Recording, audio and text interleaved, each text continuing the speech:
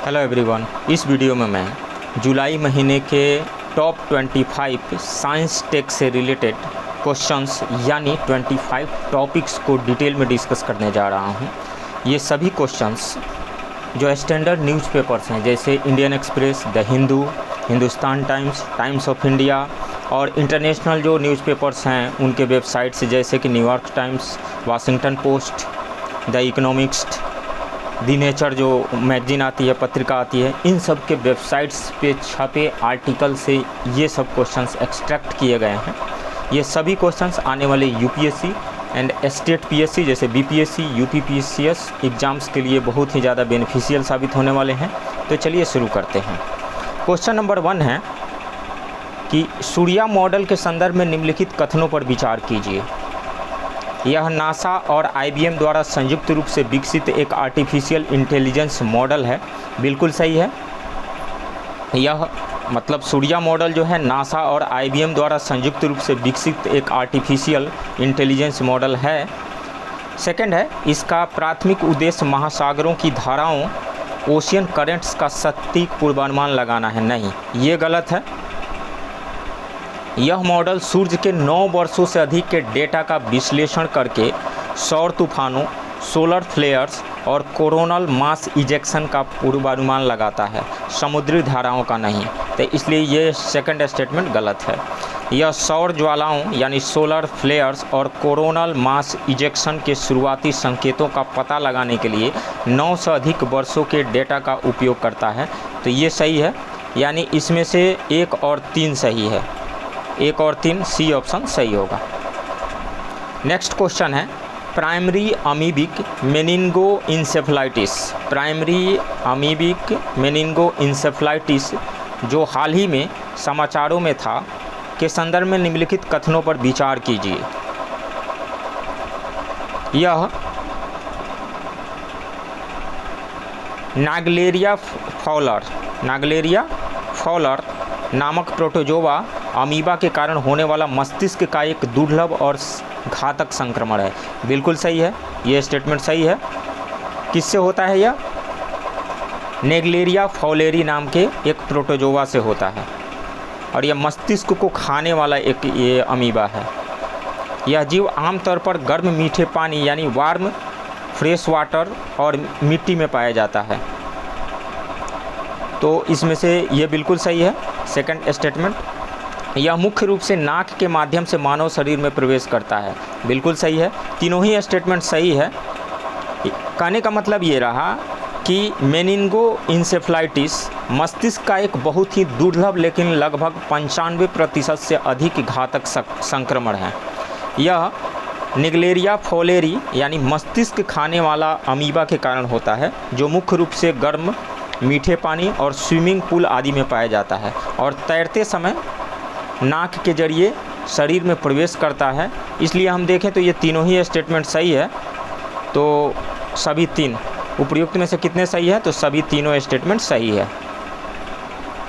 Next, हाल ही में चर्चा में रहे मेजोराना 1 चिप के बारे में निम्नलिखित कथनों पर विचार कीजिए। फर्स्ट स्टेटमेंट है, यह चिप क्वांटम कंप्यूटिंग के विकास से संबंधित है। बिल्कुल सही है, क्वांटम कंप्यूटिंग के डेवलपमेंट से रिलेटेड है ये। सेकंड स्टेटमेंट है, यह टोपोलॉजिकल क्वासी पार्टिकल्स पर आधारित है जो क्वांटम त्रुटियों को कम करने में मदद करते हैं। ये भी स्टेटमेंट सही है, दोनों ही स्टेटमेंट सही है।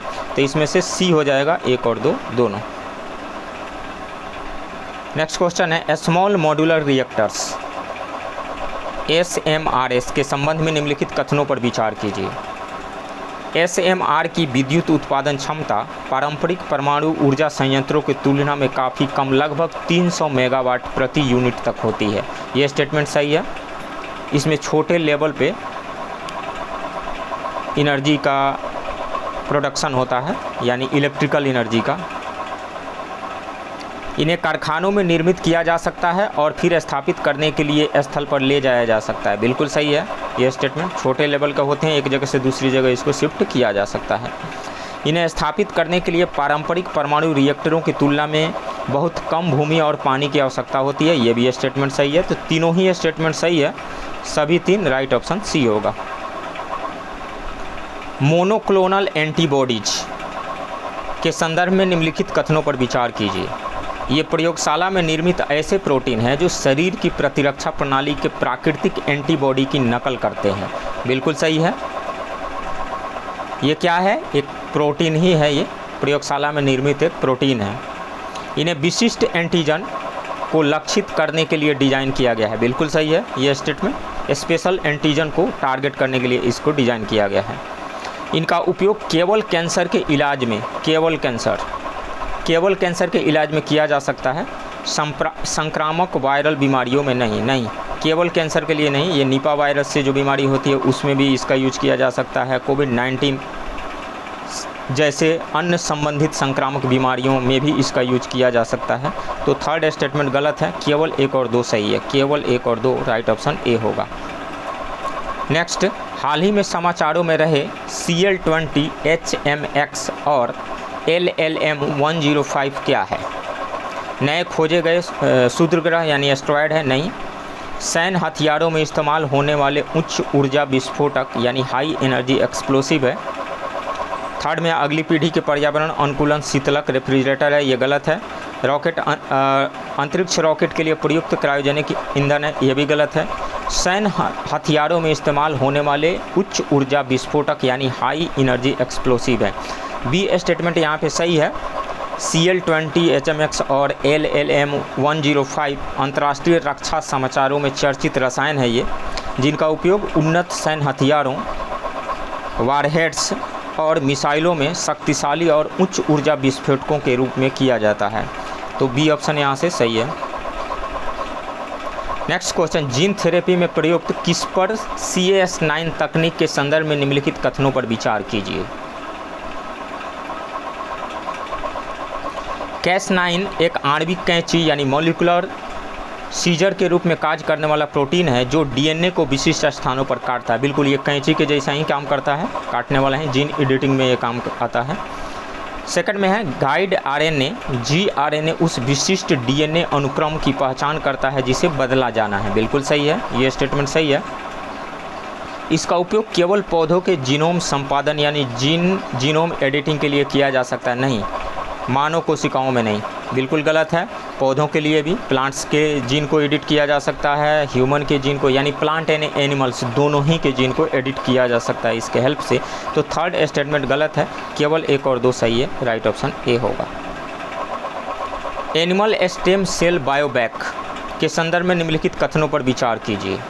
भारत के पहले पशु स्टेम सेल बायोबैंक का उद्घाटन हैदराबाद में किया गया, ये स्टेटमेंट बिल्कुल सही है। यह राष्ट्रीय पशु जैव प्रौद्योगिकी संस्थान यानी national institute of animal biotechnology, national institute of animal biotechnology में स्थापित किया गया है हैदराबाद में। ये स्टेटमेंट सही है, दोनों ही स्टेटमेंट सही है। तो राइट ऑप्शन सी हो जाएगा। सॉलिड स्टेट बैटरी तकनीक के संदर्भ में लिथियम आयन बैटरियों की तुलना में निम्नलिखित कथनों पर विचार कीजिए। Solid state batteries and lithium ion battery का कंपैरिजन यहाँ पे दिया गया है। सॉलिड स्टेट बैटरियों में तरल इलेक्ट्रोलाइट की जगह ठोस इलेक्ट्रोलाइट का उपयोग होता है। सॉलिड लिखा ही हुआ है सॉलिड स्टेट बैटरी, तो इसमें सॉलिड्स का यूज किया जाता है, सॉलिड्स इलेक्ट्रोलाइट्स का। तो फर्स्ट स्टेटमेंट सही है। इनकी ऊर्जा घनत्व यानी एनर्जी डेंसिटी सामान्य लिथियम आयन बैटरी की तुलना में कम होती है, नहीं एनर्जी डेंसिटी ज़्यादा होती है। तो सेकंड स्टेटमेंट गलत है। इनमें आग लगने की जोखिम बहुत कम होती है, बिल्कुल सही है, आग नहीं लगता है इसमें, जोखिम कम होता है। तो थर्ड स्टेटमेंट सही है, 1 और 3। तो 2 स्टेटमेंट इसमें से सही है, तो केवल 2 राइट ऑप्शन बी होगा। नेक्स्ट क्वेश्चन है, हाल ही में चर्चित लैग्रेंज पॉइंट L1 के संदर्भ में निम्नलिखित कथनों पर विचार कीजिए। L1 अंतरिक्ष में वह स्थान है जहां 2 पिंडों जैसे सूर्य और पृथ्वी के गुरुत्वाकर्षण बल एक दूसरे को संतुलित करते हैं, यानी बैलेंस में होते हैं, अपोजिट डायरेक्शन में लग करके ये बैलेंस करते हैं। L1 बिंदु पर स्थित उपग्रह को सूर्य को बिना किसी ग्रहण इक्लिप्स के लगातार देखने का लाभ मिलता है, ये बिल्कुल ये भी स्टेटमेंट सही है, दोनों ही स्टेटमेंट यहाँ सही हो गया। भारत का आदित्य L1 मिशन इसी स्थान पर स्थापित किया गया है, बिल्कुल सही है, तीनों स्टेटमेंट सही है इसमें से। तो इसमें से जो यहाँ पे डी ऑप्शन दिया गया है 1 2 3 वही सही होगा। ग्रीन हाइड्रोजन के उत्पादन के संबंध में निम्नलिखित कथनों पर विचार कीजिए। यह जल के इलेक्ट्रोलिसिस द्वारा निर्मित होता है, जहां बिजली नवीकरणीय ऊर्जा सोलर विंड से प्राप्त होती है। बिल्कुल, ग्रीन हाइड्रोजन उसी को कहा जाता है जिसमें कि वाटर का इलेक्ट्रोलिसिस हो ग्रीन एनर्जी का यूज करते हुए, जैसे सोलर एनर्जी, विंड एनर्जी का यूज करते हुए जब वाटर के इलेक्ट्रोलिसिस से हाइड्रोजन प्राप्त किया जाएगा तो उसी को ग्रीन हाइड्रोजन कहा जाता है।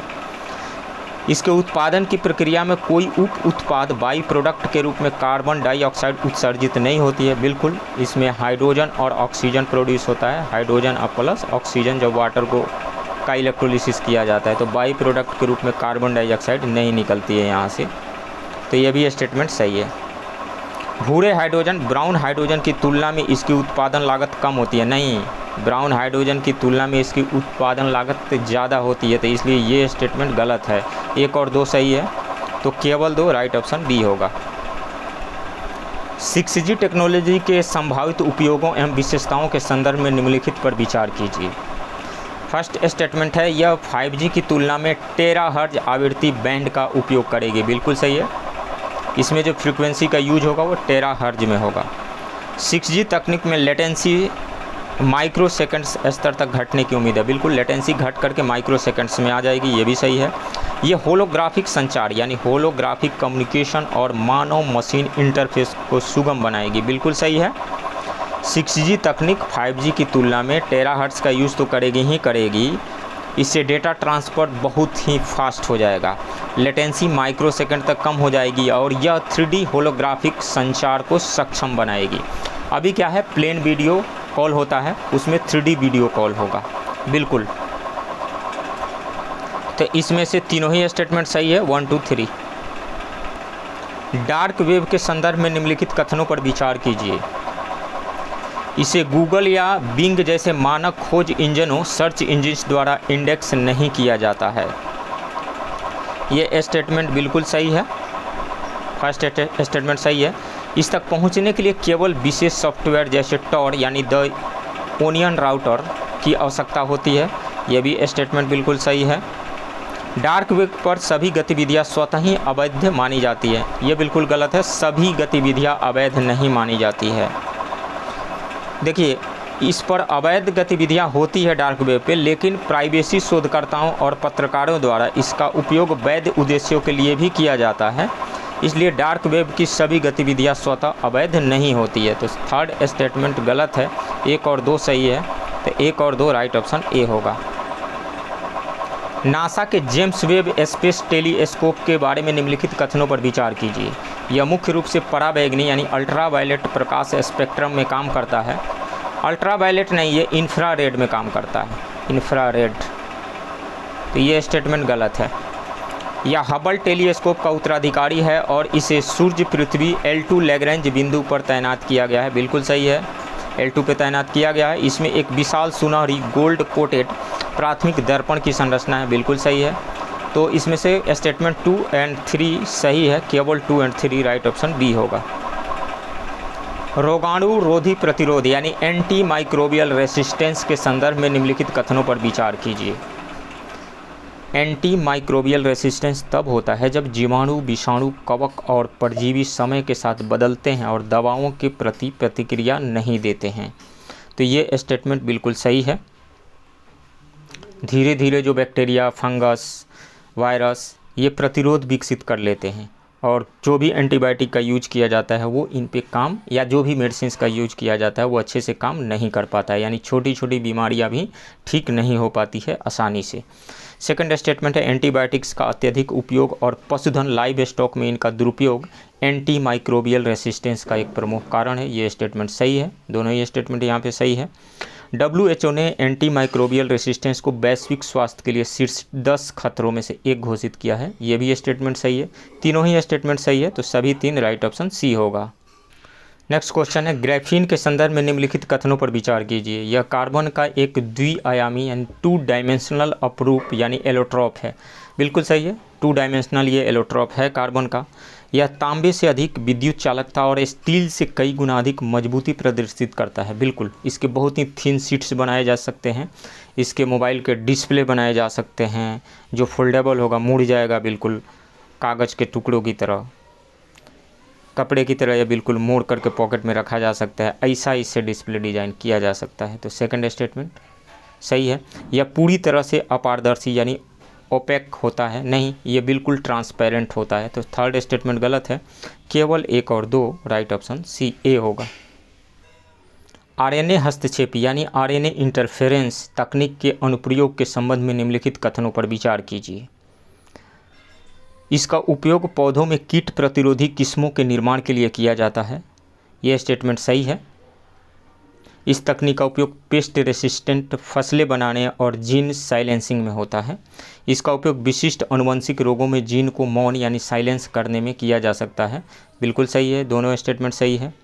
यह केवल प्रोकैरियोटिक जीवों में यानी वैसे जीव जिनके सेल्स में न्यूक्लियस क्लियरली डिफाइंड नहीं होते हैं और उनके अदर जो ऑर्गेनली हैं वो मेम्ब्रेन बाउंडेड नहीं होते हैं, उनको प्रोकैरियोटिक जीव कहा जाता है, में पाई जाने वाली एक प्राकृतिक कोशिका सुरक्षा प्रणाली है। नहीं, प्रोकैरियोटिक नहीं, यूकैरियोटिक यानी वैसे जीव जिनके सेल्स में न्यूक्लियस क्लियरली डिफाइंड होता है, उनके अदर सेल ऑर्गेनलीज जो है मेम्ब्रेन बाउंड होते हैं।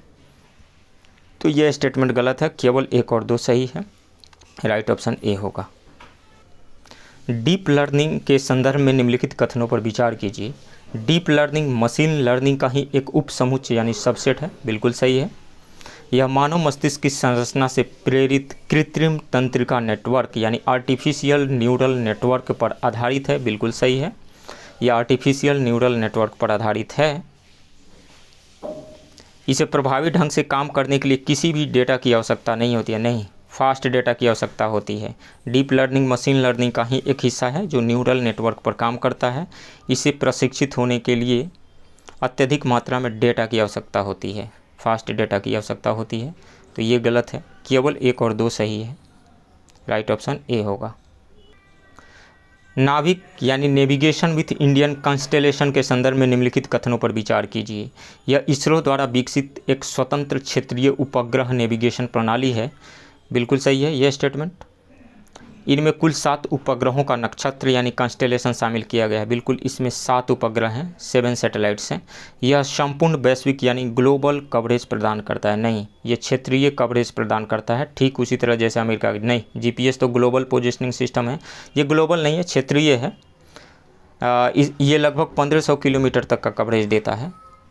तो इसलिए ये स्टेटमेंट गलत है, केवल 1 और 2, राइट ऑप्शन ए होगा। परमाणु संलयन यानी न्यूक्लियर फ्यूजन की प्रक्रिया के बारे में निम्नलिखित कथनों पर विचार कीजिए। इनमें 2 हल्के परमाणु नाभिक मिलकर एक भारी नाभिक बनाते हैं, बिल्कुल न्यूक्लियर फ्यूजन रिएक्शन उस न्यूक्लियर रिएक्शन को कहा जाता है जिसमें 2 या 2 से अधिक न्यूक्लियस, छोटे छोटे न्यूक्लियाई मिल करके एक बड़े न्यूक्लियस को फॉर्म करते हैं, बनाते हैं। अब यदि हम मास करें बड़े बड़े न्यूक्लियस जो बना हुआ है इसके मास और इन दोनों न्यूक्लियस के मास को ऐड करके कंपेयर करें तो बाद में जो बड़ा न्यूक्लियस बना है उसका मास कम रहता है, इसको मास डिफेक्ट कहा जाता है। और वहीं मास डिफेक्ट जो है एनर्जी में कन्वर्ट होता है, E=m/c² यानी मास में डिफेक्ट जो आया डेल्टा m ×c², इसी से एनर्जी कैलकुलेट की जाती है। आइंस्टीन का जो मास एनर्जी इक्विवेलेंस है E=mc²। ये मास डिफेक्ट जितनी मास में कमी आई वहीं मास में जो कमी आई है वहीं एनर्जी में कन्वर्ट हो जाती है और ह्यूज अमाउंट में एनर्जी यहाँ से प्रोड्यूस होती है। लगभग न्यूक्लियर फिशन यानी नाभिकीय विखंडन जो अभिक्रिया होती है उससे 3 से 4 गुना ज़्यादा एनर्जी प्रोड्यूस होती है न्यूक्लियर फ्यूजन रिएक्शन में। कहाँ होता है? जितने भी स्टार्स हैं उनमें न्यूक्लियर फ्यूजन रिएक्शन ही होता है, इंक्लूडिंग सन। इसमें परमाणु विखंडन की तुलना में बहुत अधिक मात्रा में ऊर्जा, बिल्कुल 3 से 4 गुना अधिक मात्रा में ऊर्जा इससे निकलती है। यह प्रक्रिया किसी भी प्रकार का दीर्घकालिक उच्च स्तरीय रेडियोधर्मी कचरा उत्पन्न नहीं करता है, बिल्कुल सही है, यह किसी प्रकार का न्यूक्लियर कचरा उत्पन्न नहीं करता है। तो तीनों ही स्टेटमेंट सही है, सभी 3, राइट ऑप्शन सी होगा। नेक्स्ट क्वेश्चन है, हाल ही में चर्चा में रही DNA बारकोडिंग तकनीक का मुख्य उपयोग क्या है? तो मानव शरीर में कैंसर कोशिकाओं के निर्माण की दर मापना, गलत है ये। प्रजातियों की त्वरित और सटीक पहचान करना, बिल्कुल सही है ये स्टेटमेंट। DNA बारकोडिंग एक ऐसी विधि है जो किसी जीव के DNA के एक छोटे मानक क्षेत्र का उपयोग करके उसकी प्रजाति की सटीक और तेज़ी से पहचान करती है। तो ये स्टेटमेंट सही है, B statement. Microbial fuel cell के संदर्भ में निम्नलिखित कथनों पर विचार कीजिए। यह एक जैव विद्युत रासायनिक प्रणाली है जो सूक्ष्म जीवों की उपापचयी क्रियाओं का उपयोग करके विद्युत उत्पन्न करती है। बिल्कुल सही है। माइक्रोबियल फ्यूल सेल अपशिष्ट जल में मौजूद कार्बनिक पदार्थों को तोड़ने के लिए बैक्टीरिया का उपयोग करते हैं, जिससे अपशिष्ट जल साफ भी होता है और बिजली भी पैदा होती है। इसका उपयोग अपशिष्ट जल उपचार यानी वेस्ट वाटर ट्रीटमेंट में एक साथ बिजली उत्पादन और सफाई के लिए किया जा सकता है। दोनों ही स्टेटमेंट सही है। ये जल को शुद्ध भी करता है और बिजली भी उत्पन्न करता है। तो इसमें से दोनों ही सही है, सी ऑप्शन सही होगा। नेक्स्ट क्वेश्चन है, डीप फेक टेक्नोलॉजी के संदर्भ में निम्नलिखित कथनों पर विचार कीजिए। यह मीडिया सामग्री को बदलने के लिए जेनरेटिव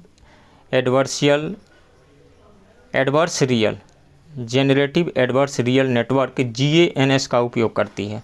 बिल्कुल सही है, यह GANS का उपयोग करती है। डीप फेक तकनीक का उपयोग केवल ऑडियो सामग्री बदलने के लिए किया जा सकता है, वीडियो के लिए नहीं। वीडियो के लिए भी इसका यूज किया जा सकता है। तो ये स्टेटमेंट गलत है यहाँ पे। तो केवल 1 स्टेटमेंट सही है, राइट ऑप्शन ए होगा। नेक्स्ट क्वेश्चन है, निम्नलिखित में से कौन से कारक सुपर कंडक्टिविटी की विशेषता दर्शाते हैं? पदार्थ का शून्य विद्युत प्रतिरोध यानी जीरो इलेक्ट्रिकल रेसिस्टेंस। बिल्कुल, देखिए कोई भी कंडक्टर है, उसका टेम्परेचर यदि हम डिक्रीज करते हैं तो उसकी रेजिस्टिविटी यानी रेसिस्टेंस डिक्रीज होता है। टेम्परेचर डिक्रीज करने से रेजिस्टिविटी यानी रेसिस्टेंस डिक्रीज होता है, टेम्परेचर इंक्रीज करने से रेसिस्टेंस इंक्रीज होता है। तो जब किसी भी कंडक्टर का टेम्परेचर हम डिक्रीज करते करते लेकर के आए, एक ऐसा टेम्परेचर आएगा जिससे कि इसका रेसिस्टेंस शून्य हो जाएगा, तब ये बदल जाएगा सुपर कंडक्टर में। इसको सुपर कंडक्टर कहा जाता है। पदार्थ के भीतर से चुंबकीय क्षेत्र का निष्कासन। तो देखिए कोई भी सब्सटेंस जब सुपर कंडक्टर बन जाता है, कोई भी मेटल, कोई भी कंडक्टर, तो इस पर यदि आप मैग्नेटिक फील्ड अप्लाई करें, जैसे मान लीजिए कि अभी ये सब्सटेंस सुपर कंडक्टर नहीं बना हुआ, तो मैग्नेटिक फील्ड से अप्लाई करेंगे तो इससे होकर के मैग्नेटिक फील्ड लाइन से जाएंगी, पास कर जाएंगे इजी वे में, कोई रिपल्सन नहीं होगा मैग्नेटिक फील्ड लाइन्स में। लेकिन जब ये सुपर कंडक्टर बन जाएगा तो मैग्नेटिक फील्ड लाइन्स के बीच में रिपल्सन होगा। अंदर आप भेजने की कोशिश करेंगे मैग्नेटिक फील्ड लाइन्स, ये रिपल्सन की वजह से अंदर नहीं जाएगी, रिपल्सन हो जाएगा, कंप्लीटली रिपल्सन यहाँ पे हो जाता है। तो सेकंड स्टेटमेंट सही है, इसको मेजनर इफेक्ट कहा जाता है। तो दोनों ही स्टेटमेंट सही है, 1 और 2 दोनों ही सही होगा, सी ऑप्शन। क्वांटम मिशन के संदर्भ में निम्नलिखित कथनों पर विचार कीजिए। भारत के राष्ट्रीय क्वांटम मिशन यानी नेशनल क्वांटम मिशन के संदर्भ में निम्नलिखित कथनों पर विचार कीजिए। इसका उद्देश्य क्वांटम प्रौद्योगिकी के क्षेत्र में वैज्ञानिक और औद्योगिक अनुसंधान एवं विकास को बढ़ावा देना है। ये सही है। इसे विज्ञान एवं प्रौद्योगिकी विभाग, department of science and technology द्वारा कार्यान्वित किया जा रहा है। ये भी स्टेटमेंट सही है। इसका लक्ष्य अगले 8 वर्षों में 50 से 1000 भौतिक क्यूबिट यानी फिजिकल क्यूबिट क्षमता वाले क्वांटम कंप्यूटर विकसित करना। बिल्कुल सही है। 1000 मैक्सिमम 1000 तक फिजिकल क्यूबिट्स वाले क्वांटम कंप्यूटर डेवलप करना है इसका लक्ष्य अगले 8 वर्षों में। तो तीनों ही स्टेटमेंट सही है, सभी 3 राइट ऑप्शन सी होगा। तो ये रहे जुलाई मंथ के important current affairs related to science and technology. उम्मीद करता हूँ कि ये सभी क्वेश्चन आने वाले UPSC and state PCS exam में आप सबके लिए बहुत ही ज़्यादा बेनिफिशियल होंगे। चलिए, थैंक यू वेरी मच।